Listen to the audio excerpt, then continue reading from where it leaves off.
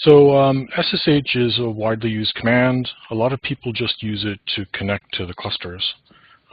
This talk is basically a little background on SSH, and that should lead into some perhaps unusual or at least not obvious uses for SSH. So here's just a list of small things which I touch on. This is meant as sort of a teaser. A lot of people assume that because you use SSH you have to wind up typing your password, and to tell you the truth, I'm really irritated to ever type my password because it's long and random. So I usually go potentially weeks without typing my passwords. And I think that's actually a more secure way to do work. Another really important thing is using SSHfs, which allows you to bring remote systems to which you have SSH access to your desktop or laptop or possibly even in your phone as local files. They're not local. The performance will still be controlled by the network and by SSH, but you can treat them as local, which is really nice. Another tool which or feature that I've been using recently is Proxy jump. It makes complex sort of multi-stage SSH much more convenient. Port forwarding is actually very fundamental to how SSH works. You'll hear me talk about it perhaps too much during the description of what's going on underneath SSH. And besides SSH, there are actually quite a few ways to copy files around, and I'll touch on some of those. And I'll also touch on the single occasion when you should have a private key which is not encrypted, and in fact you may want to give it to people. Okay, but first I think it's important to understand what's going on under the cover. And that's basics of public key encryption. This is a bit dry, but I hope it's not too dry because it's important to understand what's going on. So SSH is a lot like SSL. It's a mechanism that uses an asymmetric pair of keys, one of which is published, and that we call the public key, and the other is private. You can only use the public key to encrypt and the private key to decrypt. Actually, you can use the private key to encrypt too, but that's sort of a side effect. The basic result is if I know your public key, I can encrypt something so that only you can read it. And that's extremely valuable because it means that no one can snoop that thing, but it also ensures me that you're the one I'm talking to because you're the only one with that private key. So the first thing SSH and SSL do is they abandon the public key stuff and switch to symmetric keys. And that's primarily just because public key math is based on things like prime factorization and Galois fields, and it's really horrible for performance. So the purpose of public key is actually to negotiate a symmetric key, which is fast and efficient. So what you're using is actually a key pair. There's a public part and a private part. It's almost entirely meaningless to have public key encryption unless you keep the private parts private. I guess that's sort of obvious. So what you get out of this is non-snoopability and freedom from imposters.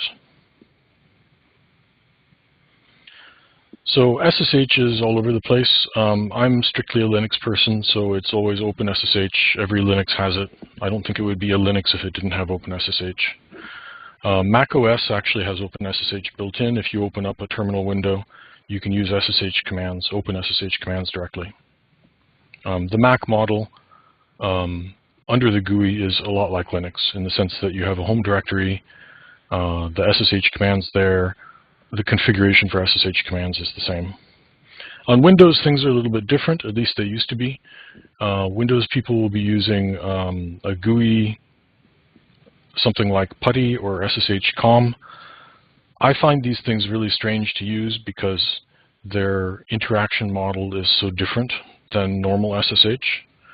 But if you're in the Windows world, PuTTY might be just your thing. Most of the things that I'm going to talk about can be done using PuTTY, but it's a little more obvious under Linux or Mac OS just because you have config files that you can read and see what's actually going on. MobaXterm is a package for Windows that includes SSH clients as well as an X server. And if you know anything about using GUI on Unix or Linux machines, an X server is a very handy thing to have. And MobaXterm is sort of like SSH plus X for Windows, and I think it's very recommended. An interesting thing, though, is that Microsoft has recently included OpenSSH in Windows 10 as an add-on. They list it, or at least recently did list it as beta, but that's a bit silly because the software is extremely solid.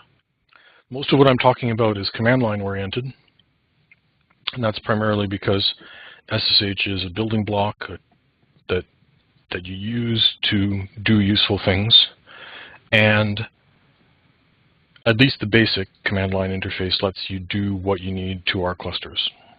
Connect, submit jobs, etc. So you probably run into GUI applications under Linux. They use X to draw to the screen. X is networked, which is really cool and something that Windows doesn't really have. So you can use X tunneled over SSH. This works within certain contexts, but over high latency links or low bandwidth links, it can be very unpleasant. There are ways around that. You can use X compression. You can use VNC instead of X. But if you have a choice, run something locally. I guess my point in this slide is primarily just that SSH is tunneling a socket for X. And it's important to understand what a tunnel is. So when you SSH to a server, the typical, or the simplest interface you see is you log in, you do some commands, you log out. But what's actually happening is a little bit more complicated than that. So the first thing that happens is the two hosts authenticate to each other. So this is important for us because we want it to be the case that when you connect to graham.computecanada.ca, you're actually connecting to Graham, the one we run, rather than someone posing as Graham who happens to be on your LAN, or if you're sitting in a coffee shop, you know, it's not that hard to hijack DNS, so that at least for machines on the local area network, you can pretend to be Graham. And so host authentication is what we use to ensure that when you connect to a remote host using SSH, you are for sure connecting to the right host. And it does this using public key encryption. So your machine talks to the other machine, and if it's the first time it ever talks to it, it actually asks, hey, what's your public key? And sometimes you'll see a query when you connect to a host for the first time that says, this host's key is unknown, do you want to accept it? That's what's happening. This first bullet is the host authentication happening. If it's the first time you've connected to a machine, you don't know what its public key is, you could get the public key some other way, like, you know, on a USB stick or something if you were really paranoid. Most of the time, you're connecting from an environment that doesn't have people actively pretending to be other people on it. So most of the time you'll connect to graham.computecanada.ca and you'll actually connect to the right machine. It will provide its public key, so you'll be able to negotiate a session key, and then you're on to authentication, or rather authorization technically. So the order in which these things happen is also sort of interesting because SSH first tries host-based trust. And we actually use that within both Cedar and Graham. And maybe I'll have a chance to talk about that a little bit later. For the most part, it's not relevant to what you'll be doing connecting to servers. The next thing it tries is public key authentication. And if you have public keys configured, it'll use that. There's actually another mechanism that's much like public keys called certificate authentication, which is not heavily used in our environment, but it has some advantages. And then the last possible option for logging in is password-based. And I find this ironic because this is the thing that most people assume SSH is actually all about, and it's really sort of a last resort. So the thing about doing password at this stage is that SSH has already created essentially a tunnel between your machine and the remote host. And it's used the public key and so on to set that up. It's both authentic and non-sniffable. So at that point, transmitting the password, for you to type your password in the clear, is actually safe. So I pretty much said this already. In my opinion, we should consider disabling passwords.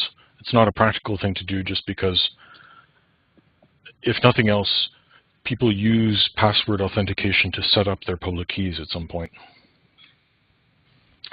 So this is sort of the synopsis of public key encryption. Use a program called SSH keygen. There's a command in PuTTY and other GUI things to generate a key as well. SSH keygen gives you two files. One is the public and one is the private key. On a Unix Mac OS machine, you'll use a command called SSH copy ID. So SSH copy ID is really just a wrapper script that SSHs to the remote host as you and puts the public key in the right place. You can do it manually. We really recommend using SSH copy ID if you possibly can, just because there are some gotchas in the remote configuration otherwise. Specifically, if you try to set up public key by yourself, you don't use SSH copy ID, the permissions of your home directory, the .ssh directory, and the authorized keys file are actually really critical to get right. If the permissions are too loose, SSH will refuse to use them, and it'll just silently fail to do public key encryption. SSH copy ID avoids that. So the next step is SSH to the remote host. If the public key encryption is working and your local SSH client finds the right ID that you've installed, it'll just work. I think it's really important to realize that SSH creates a tunnel between two trusted machines, or at least between a trusted machine and a remote machine. That means you're insulating yourself from the network, but you cannot ever use SSH on an untrusted machine. It doesn't make any sense, because the only way you can use SSH is either with passwords or a private key, and you can't have those on an untrusted machine. So forget about using SSH from a public kiosk. I actually don't use SSH from any machine which is used by anyone but me. So I only use SSH from 3 machines, and those are me only, locked, all that sort of thing. The private key is something you need to sort of train yourself to take care of, because it's effectively your password. So it gets you into the remote host. Don't share it with people. Don't leave it laying around, that sort of thing. Another important thing is, just to avoid your private key becoming known to anyone, is to encrypt it with a passphrase. And I didn't show it on the previous slide that showed running SSH keygen, but SSH keygen actually takes, by default, will ask you for a passphrase, and it'll use that to encrypt the private key. It may seem kind of strange to do this because you're trying to avoid typing passphrases or passwords. The real point is that when you encrypt your private key with a passphrase, you can use what's called a key agent, and even PuTTY has such a thing, to hold on to the decrypted key sort of in memory transiently, so that when you log in, you don't have to type the passphrase to the private key again. In the absence of an SSH agent, if your private keys are encrypted with a passphrase, you will have to type the passphrase again. I've done that a few times, but it's really not not nice to trade a password for a longer passphrase. One of the cool things about the agent is it can be smart. So for instance, you can tell it to just time out keys. So you're using your key, you're planning your standard day is, let's say, 9 to 5. So you set up your agent so that it times out after 8 hours. So that by the time you're gone at the end of the day, the agent forgets your key. There's no security issue. Another aspect for running SSH keygen is that there's a default type of key that it uses, but you should potentially switch from the default. The public keys, there are several types of public keys available. The details of how they differ are not that important. This just outlines sort of the history of key types. And really the take-home is that you need to avoid DSA keys. So a lot of hosts are actually configured to refuse DSA keys, so if you generate a DSA key and try to use it, it'll be rejected. It won't be rejected because the key is misconfigured, it's just refused because it's a DSA key. Some people say that RSA keys should be deprecated as well. I think there's a very technical argument for why that is, that has to do with taking hashes of hashes. The last alternative is this ED25519. It's probably what you should generate any new keys with at this point. But RSA is still pretty okay. Definitely avoid DSA though. So this is just me generating a key and showing you what it looks like. So SSH keygen takes a -p parameter, which is the passphrase. In this case, I'm committing the sin of having a passphrase-less key. So if you give it a null string as the passphrase, it doesn't have a passphrase. -c means comment. I find this really useful because in the, let's see, 6th line there, where the actual key, public key is listed, you'll notice on the right side it says sample. And that gets carried along when you install it in your authorized keys file. It's really handy to keep track as a mnemonic to tell which key is which. I personally use about, well, over a dozen keys on a regular basis, so keeping track of them is a good idea. Yeah, maybe if there's time at the end we can talk about why you would use separate keys for separate purposes. So this just shows what the public and the private parts of the key look like. The public part is the one that you're going to install on the remote machine. You can see it's just text. It's a single line. So you can always cut and paste that into your authorized keys file. There's no reason for you ever to read the private key file, but it's sort of interesting to see what it looks like. So these keys go in special places. On a normal Unix, Linux, Mac OS, there's a subdirectory in your home directory called .ssh. Everything's there. You don't technically have to keep your keys there, but I find it's useful to just keep them organized. The two really critical files there are .ssh/config. A lot of people don't use this file at all, but it's really handy. And .ssh authorized keys, and that's really the only necessary file there. So authorized keys is the list of keys that are permitted to connect as you to this machine, or at least this home directory, to this account.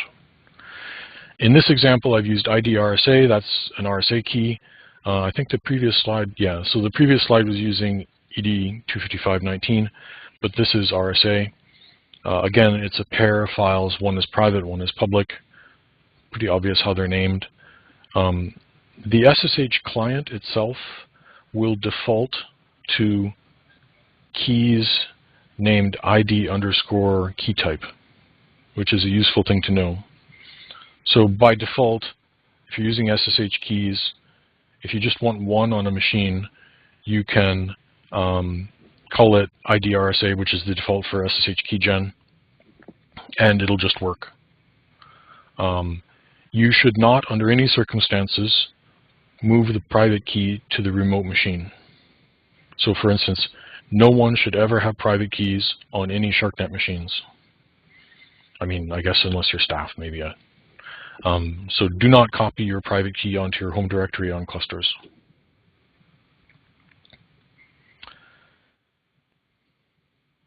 So all of that is sort of configuration and setting things up. What does SSH actually wind up doing? So it does this host-to-host authentication, which is basically setting up a tunnel that you know is connected to the right machine remotely and that is not sniffable. And then it does user authorization, public key or password. And then by default, what happens is a tunnel is created to a shell, a command interpreter, and you're running commands on the remote machine. That's sort of the simplest, most normal way to use SSH. But there are other things we can do. So for instance, SSHfs is a really powerful command. It uses SSH and connects to the remote machine. It runs SFTP there, which is a special command that allows it to put and get files. And it uses that connection to SFTP to present to you the file system as it appears remotely. So it's almost exactly as it appears remotely. So the permissions are correct, the sizes are correct, the files are correct. You can edit the files on your own machine and they'll just be magically propagated to the remote machine. The performance is actually pretty good. It's on large files, it's fairly close to the performance of SSH itself. One thing you'll notice is that the user and group of the remote files is strange, so just ignore that. For the most part, in a normal situation where you have your own desktop or laptop and you're using SSHfs, the permissions and user mappings just work right.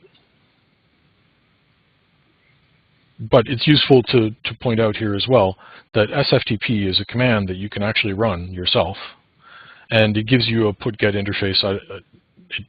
I really hate it because it takes me back to the 80s when FTP was the thing. But you can also use SCP, which is bundled with most SSH installs as well. So SCP is basically just the SSH version of copy. SFTP is the SSH version of FTP. SSHfs is like mounting a remote file system using CIFS or Samba or NFS, something like that.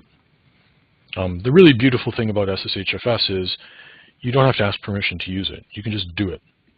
So just as a side thing, I once had a web page hosted on a shared web hosting site, one of these things that gives you a web page for $4 a year. And they allowed you to use SFTP to put your files because it's secure and it's pretty widely used. But it turns out SSHfs uses SFTP, so I could actually mount my entire tree on this web hosting site on my local machine.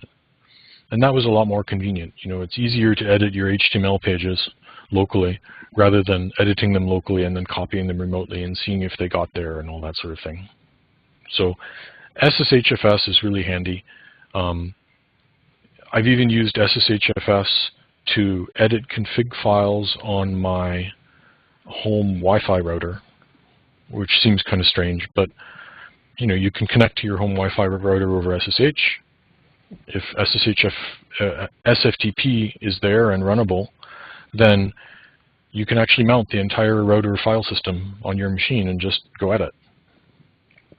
When you use SSHfs, it looks something like this. This is on my personal desktop. You'll notice I have my home directories from Cedar and Graham mounted. I think this is a really smart thing to do because you'll typically be, well, I imagine a lot of users use both. Certainly all staff use both. And being able to access the files from your local system like this is really nice. once Cyanide opens up Niagara, I'm going to have it mounted, and then in some distant future, perhaps another machine. So being able to use your editor of choice on the files directly that are remote is really nice. There's no reason you can't do this with Scratch and Project as well, but it's important to remember that those are actually separate file systems. So you can't, well, by default SSHfs will bring your remote home directory to your local machine. You can actually mount the root file system. So you can bring the remote root file system to your machine too, but that's probably a bad idea because it's sort of messy. Instead, you'd probably want to just mount your project or Scratch or global work or whatever it is separately. Another really neat feature is called Proxy Jump. I've only been using this for about a year. The point is that SSH creates tunnels, and if you use SSH to connect to a machine that tunnels to the SSH port of another machine, you have this neat feature where you can get to machines which are not accessible to you directly. And you might think this is sort of boring because you could just SSH to Graham and then SSH to Gray 1. And that's true. The difference is that you're actually creating a shell on Graham, which means that you're trusting Graham. So maybe this is a diversion, but Proxy Jump lets you go through a machine that you do not fully trust, which is a useful thing.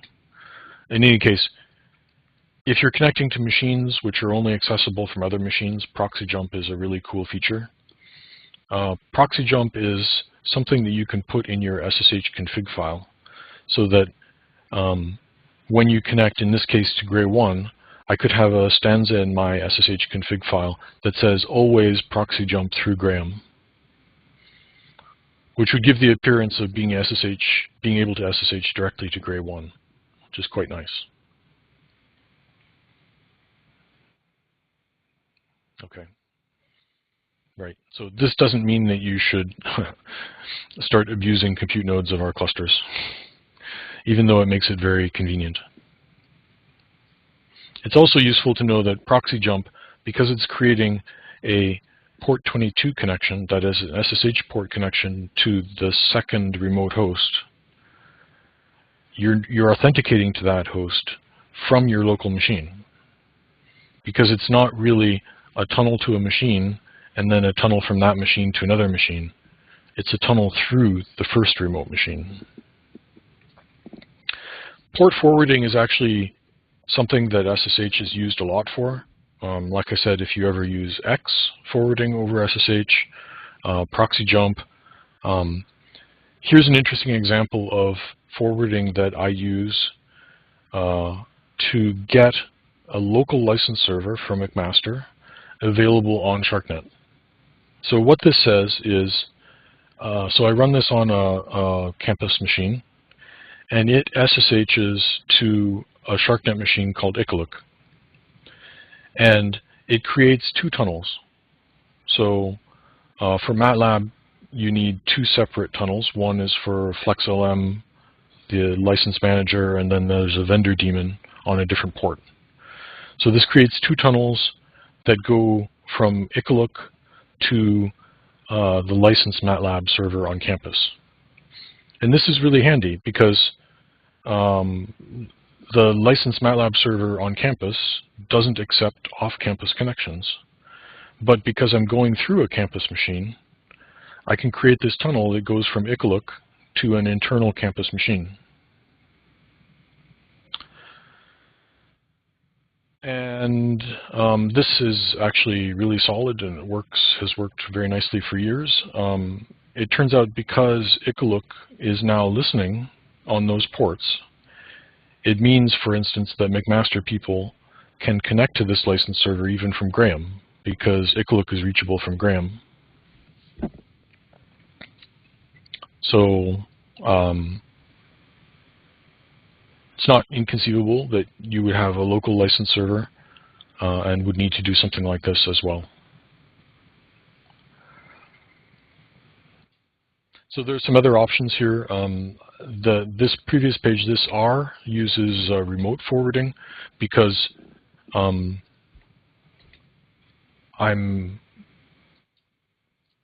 forwarding from the current machine to a remote machine. So this involves 3 machines, therefore it uses R. If you're just involving 2 machines, sort of like X forwarding, you could use the -L parameter. There's even a feature called SOCKS, which lets you do web browsing. It's just a generalized dynamic port forwarding. Pretty handy if you're in a, I don't know, a hostile environment. You can still SSH out. It'll give you a unsniffable connection to the internet. So SSHfs, STP, SCP. rsync is another really useful tool. This is not strictly SSH, but rsync uses SSH when you ask it to. So in this syntax, I'm saying rsync-A is shorthand for a whole bunch of very sensible parameters to rsync. You can look at the man page to see what that is. And I'm just saying there's a remote directory called project something, and I want to synchronize it with a local copy called something. rsync is smart because it won't copy files that it doesn't need to. So if you did this yesterday, and then you modified some files on Cedar, and then you did this rsync again, it would only copy the modified files. In fact, it only copies the modified pieces of the modified files, which is really cool. There's a gotcha with rsync that has to do with whether or not the source has a trailing slash, but it's best to just experiment with that.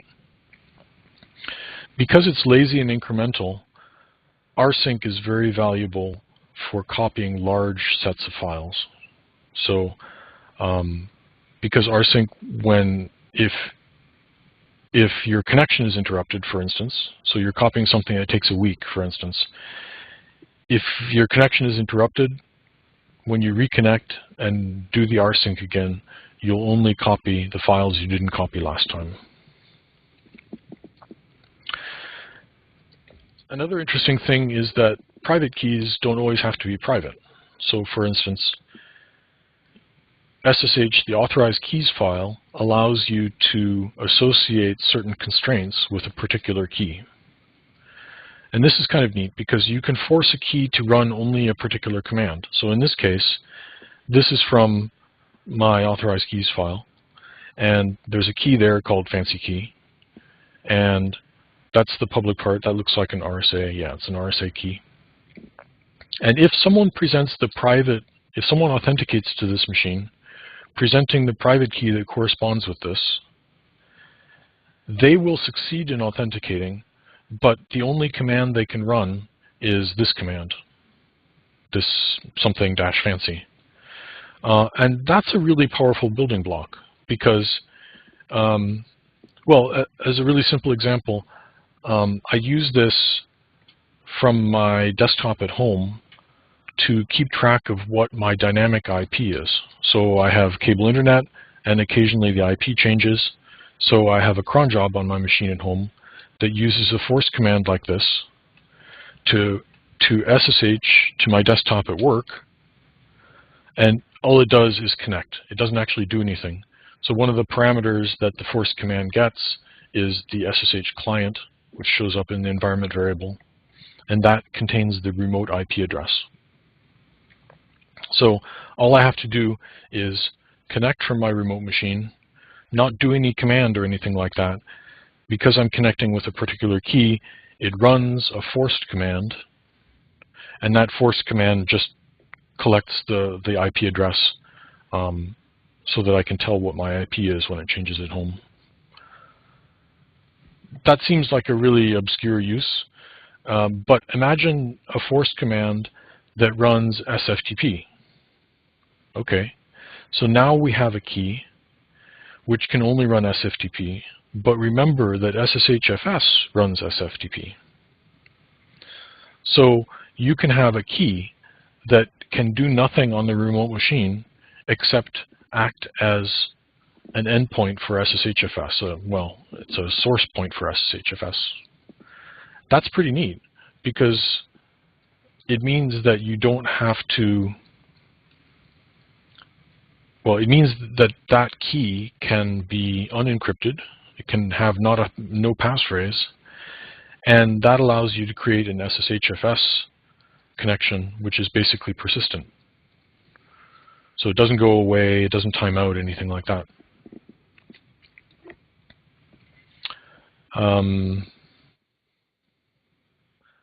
Yeah, just some notes about using it. It turns out the forced command ignores the command that you give it. So if you say SSH to remote machine something else, that something else command is not executed, but it's just put in this SSH original command environment variable. So you can actually use it if you want to. Other really critical key constraints which allows you to pin down which hosts can use a particular key to connect. We use that internally in some cases to tighten the security when people are connecting as root. So some of the Sharcnet staff have specified a list of machines that their key can connect from. So for instance, my key can connect from my desktop, but it can't connect from other machines. And that's valuable because if that key gets stolen for some strange reason, it wouldn't necessarily be able to connect to the machine. It would only be able to connect if it was connecting from sort of a whitelist of hosts. You can turn off other features, so you can tell it not to ever generate a shell command, a pty command, sudo teletype. You can tell it you can turn off X forwarding, all port forwarding, and agent forwarding. And when in doubt, turn more stuff off if you're going to use the forced command concept. So the way I like to think of this is that the private key, when it's got a forced command, is sort of a capability. It's a token that lets you do something securely remotely. This is the only case, I think, where it's remotely justified to use no passphrase on a key. So if you have a key which can only do a specific thing and it's tied to specific whitelisted hosts, it's pretty handy not to have that key passphrased. And I think that's justified. You still have to treat it carefully. You still don't want to broadcast it. But for a normal private key, you really must have it passphrased, because if someone gets a hold of it, I mean, if they just take a picture of it and then transcribe it from the picture, they own your account, and that's not what we want.